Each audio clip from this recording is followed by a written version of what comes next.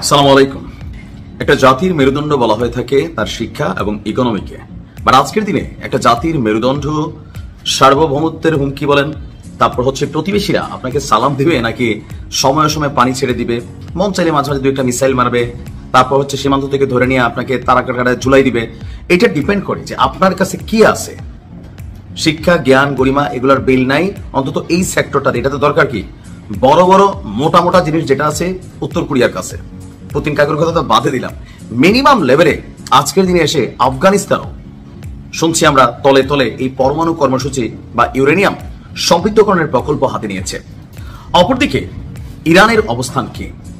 দর্শক, আমেরিকা প্রায় 15 বছর যাবত ম্যাটিকুলাস একটা ডিজাইন করার পরে আচমকা যখন এই ব্লাঙ্কার বাস্টার যে মানে বোমাগুলা এটা সুপার কম্পিউটার দিয়ে পরীক্ষা করছে, দুনিয়ার সবচেয়ে মেধাবীরা এটার মধ্যে কানেক্টেড হয়েছিল যে এটার একদম গুড়া গুড়া করে দিতে হবে, তাই না? একদম উপর থেকে পড়বে আর একদম মাটি ছেইদা যে পর্যন্ত আছে গোয়েন্দা তথ্য, এই টানেলের গভীরতা বা ধরেন এটা কি পরিমাণ বিস্ফোরক বহন করবে, 15 বছরের সেই অভিজ্ঞতা ফেইল মারছে ইরানের সামনে। আমি মনে করি ইরানের জন্য বা আমাদের জন্য, দেখেন না ইরানের আছে কিন্তু আমার খুশি লাগে কেন? কজ আমি ইরানকে সাপোর্ট করি। আমি মনে করি মধ্যপ্রাচ্যের মধ্যে ইরানের মতো যদি 2-4টা বাঘের বাচ্চা থাকতো তাহলে পশ্চিমাদের এই এলাকাতে ঢুইকা গুটিবাজি করার কোনো সুযোগ থাকতো না। যুক্তরাষ্ট্র এবং ইসরায়েলের হামলায় যে 3টি প্রধান, বিশেষ করে ফোর্দো এই কারণে বলছি, ফোর্দোতে কিন্তু রাশিয়ার বিজ্ঞানীরা কাজ করতো।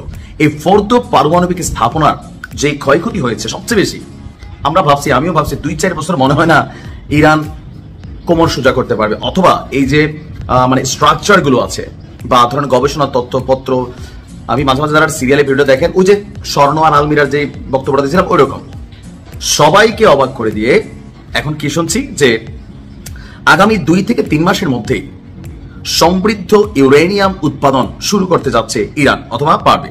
আর এই মন্তব্য কে করেছেন? একটা আছে যে নিজের গান নিজে গাচ্ছি, হ্যাঁ, মানে গোয়েল্লার দূত তো নিজের কাছে ভালো, পাবলিকের কাছে খবর কি? আসেন, এই তথ্য দিয়েছে জাতিসংঘের পরমাণু পর্যবেক্ষণ সংস্থার প্রধান রাফায়েল গ্রোসি। এই কথাটার 2টা মিনিংস থাকতে পারে। একটা হচ্ছে আরেকবার মারবে ইরানকে, দুনিয়া যেন কোনো কথা না বলে। আবার আরেকটা হতে পারে সত্যি সত্যি ইরান ওই লেভেলে তাদের সামরিক দক্ষতা নিয়েছে, অথবা আমরা মাঝখানে শুনতেছিলাম যে ইরান তাদের মেশিনারিজ গুলা ট্রাকে ভৈরা ভৈরা একদম নিরাপদ জোনে সরিয়ে নিয়েছিল, ইরানও বলছিল, এমনকি আন্তর্জাতিকভাবে বিশ্লেষকরা একই কথা বলছে।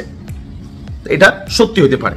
এখন রাফায়েল গ্রোসির যে মন্তব্য যে তেহরান পরমাণু অস্ত্র তৈরি থেকে খুব বেশি দিন আর দূরে নাই, আপনার পরবর্তীতে ইরানের প্রধান 3টি পারমাণবিক স্থাপনায় আমেরিকা যে হামলা চালিয়েছে, ইরান শুরু থেকে যে কথা বলছে তাদের কাছে পরমাণু অস্ত্র নাই, বাট আছে।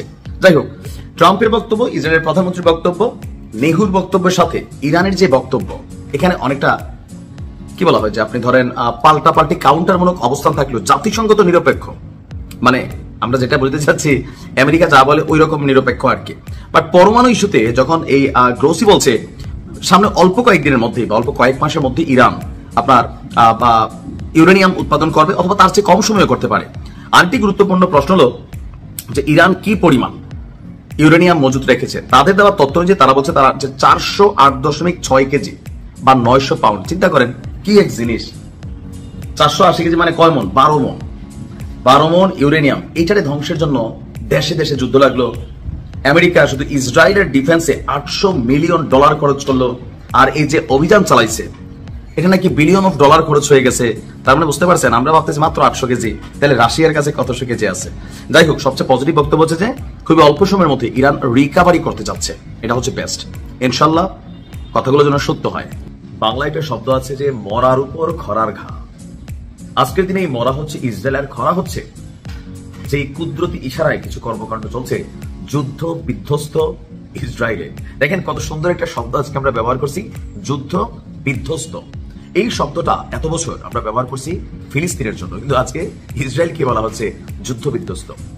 ইরানের সাথে 12 দিনের যুদ্ধে আকাশ প্রতিরক্ষা সিস্টেম নাই, পাশাপাশি আভ্যন্তরীণ ব্যাপক পরিমাণ ক্ষয়ক্ষতির শিকার হয়েছে।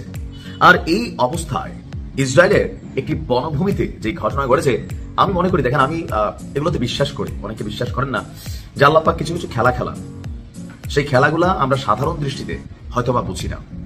ইসরায়েলের একটি বনভূমিতে এত পরিমাণ আগুন লেগেছে যে পুরা ইসরায়েল জুড়ে এই অস্থিরতা ছড়িয়ে পড়ার আশঙ্কা করা হচ্ছে।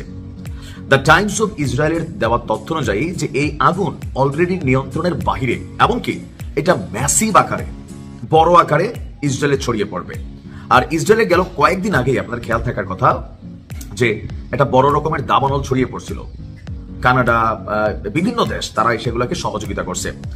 জেরুজালেমের প্রবেশপথ রুট 1 এর কাছে এই আগুন লেগেছে, তা নেভাতে যথেষ্ট হিমশিম খাচ্ছে ইসরায়েলের সরকার। সর্বশেষ খবর অনুযায়ী জেরুজালেমের হামিনুহাট কবরস্থান সংলগ্ন রুট 1 এর কাছে এই আগুনের কর্মকাণ্ড। কাছে শহরটির প্রবেশপথ, আগুন ছড়ালে গুরুত্বপূর্ণ রাস্তাটি বন্ধ হয়ে যাবে। বনের আগুন যেন আর ছড়িয়ে না পড়ে সেইটা প্রতিরোধে ব্যস্ত দল কর্মীরা। ইসরায়েলের ফায়ার সার্ভিস বলছে যে জেরুজালেমের অগ্নি নির্বাপক কর্মীদের যথেষ্ট ব্যাগ পোহাতে হচ্ছে। মানে কয়েক ঘন্টার মধ্যে এই আগুন এত দ্রুত ছড়াচ্ছে যে এদের কোনো কিছু করার নাই। এই মুহূর্তে ইতিহাসের সবচেয়ে বাজে অবস্থায় আছে নেতানিয়াহু এবং ইসরায়েল। কারণ 1970-এর পরে ইসরায়েল এমন দিন কিন্তু দেখে না যেটা ইরান দেখাইছে, এখনো যদি থামে নাই। ইরান কিন্তু তলে তলে কি করতেছে আজকে সারাদিনের ভিডিওগুলোতে আপনারা দেখতে পাবেন যে ইরান ইজ রকিং। তো সেই ইরান এখনো থামে নাই। এর মাঝখানে জনগণ তার বিরুদ্ধে বিদ্রোহ, এর মাঝখানে এই আগুন, এর মাঝখানে অর্থনৈতিক সংকট, সকল কিছু মিলিয়ে ইসরায়েলকে আর মূল্য চুকাতে হবে। এই মুহূর্তে প্রায় 50,000 মানুষ যুদ্ধের কারণে গৃহহীন হয়ে আছে, আর বাকি শুরু হয়েছে আগুন। মাওলা পাখির ইশারা আমি বিশ্বাস করি।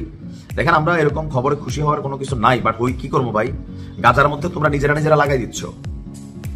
বিভিন্ন দেশে, লেবাননে তোমরা নিজেরা লাগাই দিচ্ছ, যেখানে নিজেরা পারতেছো না আমেরিকার সাথে ধরে ভাই আসেন, যুক্তরাজ্যের ধরে আসেন, এগুলো তোমরা করতেছো।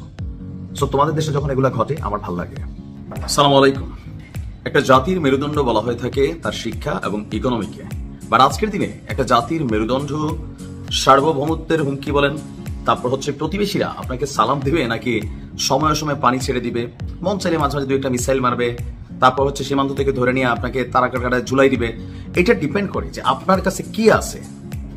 শিক্ষা, জ্ঞান, গরিমা এগুলোর বিল নাই, অন্তত এই সেক্টরটাতে। এটাতে দরকার কি, বড় বড় মোটা মোটা জিনিস যেটা আছে উত্তর কোরিয়ার কাছে, পুতিন কাকুর কথা তো বাদে দিলাম, মিনিমাম লেভেলে আজকের দিনে এসে আফগানিস্তানও শুনছি আমরা তলে তলে এই পরমাণু কর্মসূচি বা ইউরেনিয়াম সমৃদ্ধকরণের প্রকল্প হাতে নিয়েছে। অপরদিকে ইরানের অবস্থান কি? দর্শক, আমেরিকা প্রায় 15 বছর যাবত ম্যাটিকুলাস একটা ডিজাইন করার পরে আচমকা যখন এই ব্লাঙ্কার বাস্টার যে মানে বোমাগুলা, এটা সুপার কম্পিউটার দিয়ে পরীক্ষা করছে, দুনিয়ার সবচেয়ে মেধাবীর এটার মধ্যে কানেক্টেড হয়েছিল যে এটার একদম গুড়া করে দিতে হবে, তাই না? একদম উপর থেকে পড়বে আর একদম মাটি ছেদা যে পর্যন্ত আছে, গোয়েন্দা তথ্য, এই টানেলের গভীরতা, বা ধরেন এটা কি পরিমাণ বিস্ফোরক বহন করবে, 15 বছরের সেই অভিজ্ঞতা ফেইল মারছে ইরানের সামনে। ভালো থাকুন।